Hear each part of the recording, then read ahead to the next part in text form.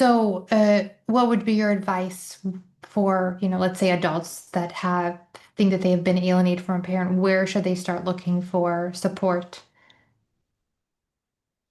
It's a good question. I think it depends on where they're at in the process. Like, do they have a relationship with the parent who they've been cut off from? Do they want a relationship? Are there things they need to work out before they reach out to that parent?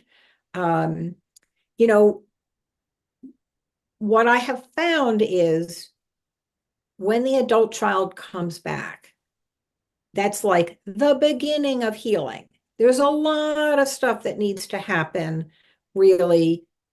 I mean, sometimes they just sort of fall right back into a relationship, but there's a lot of points of friction. Like, can I mention, my marriage when I didn't invite them to my wedding? Or should I mention this? Or, there's just lots of tensions. And so I did develop a program called Restoring Family Connections that a parent and an adult child willingly, voluntarily can go to a licensed clinician and do that program to help them sort of stitch back together the relationship.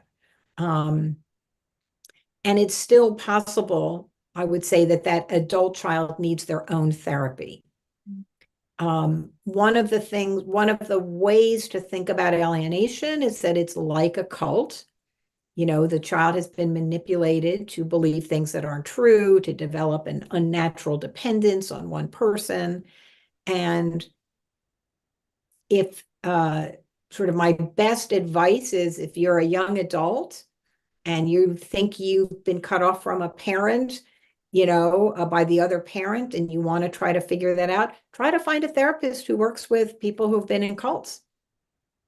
And there's an Oh, organization called the International Cultic Studies Association, ICSA. And I think they have a website with therapists listed on it because it's very, very similar. How do you get out of a cult? It's similar to how do you get out of alienation?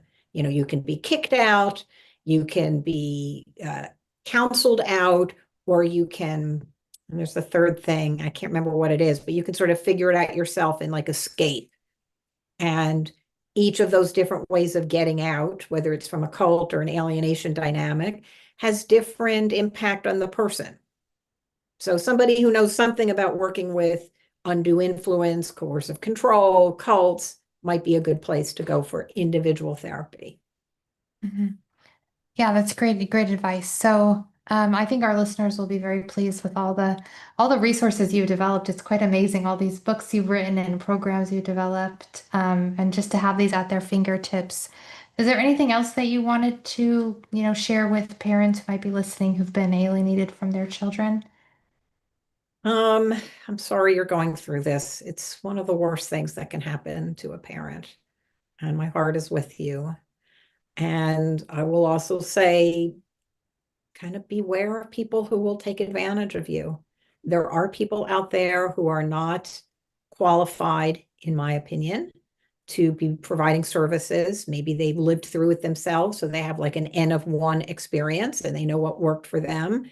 But anybody who charges you $10,000 up front or doesn't have a degree in psychology or social work, just beware. I'm not saying they're all dangerous, but really be careful. There are people who will take advantage of somebody, you know. Anybody who promises you they'll get you your kid back is probably somebody to stay away from because none of us can promise that. Yeah. It's really good advice. And yeah, there are unfortunately, sadly, a lot of people out there taking advantage of individuals in vulnerable situations. Absolutely. Well, thank you for joining us today, Amy. It's really been a pleasure. I've learned a lot and I've really enjoyed this discussion.